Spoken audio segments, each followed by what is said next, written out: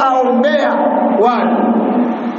Hatukatai watu kuombea watu, lakini kwa mtindo ule wa kuuza dua. Watu wenyewe ndio wale.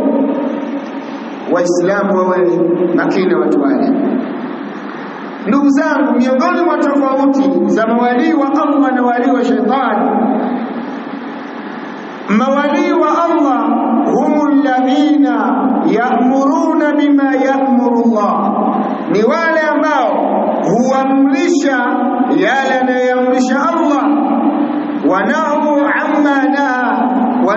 ammana, na wakazuia yale ambayo yameyazuia, wakakataza yale ambayo Allah huyakataza. Lakini sasa mwana wali wanadai wali, huku wanasali kwenye misikiti yenye makaburi, hawachagui misikiti ya ibada zao, lakini unakuta hawajali zile kuwatenganisha wanawake na wanaume. Alafu sasa wanakuja na maji yao ya kichawichawi. Nakumbuka ndugu Waislamu, miaka ya nyuma kidogo, kuna bwana mmoja alikuwa ni pasta, mchungaji. Yule bwana alikuwa aitwa mchungaji Kesi. Alikuja akasilimu, wakina Dr. Sule wakamdaka. Ndio kawaida wao, ni watu wa mipango, na mikakati ya kutafuta noti. Sasa walipomdaka wakawa wanazunguka naye, wanapitia kusilimu kwake ili kutafuta hela kwa Waislamu. Huyu kasilimu alikuwa ni mtu mkubwa, wakampa ushehe.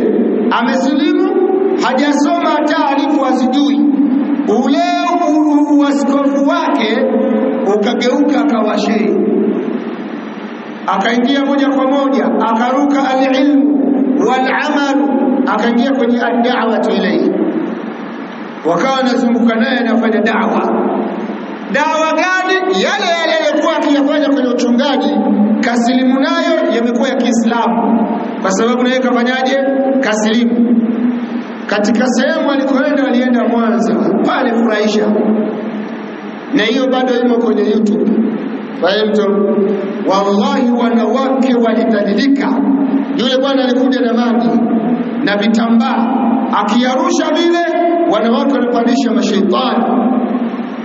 Na yale maji anasema huwezi kuyatumia zaidi yake yeye. Ukiona dawa ziko katika sura hiyo, huo ni uchawi, ganga. Jiepuke na dawa hizo.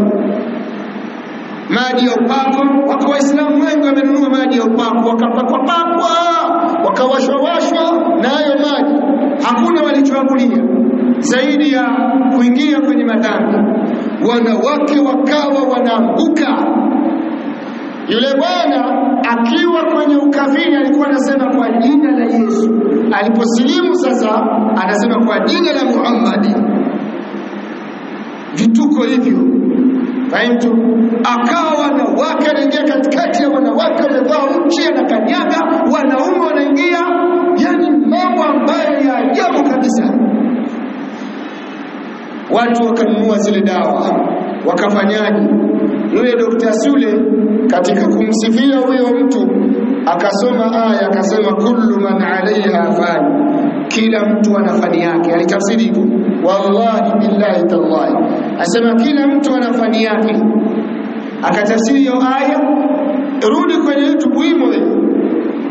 Kwa hiyo ndugu zangu, ili hali alafu nakuta na watu wengi namna Waislamu wanapopenda mambo ya haraka, wanapopenda mkato.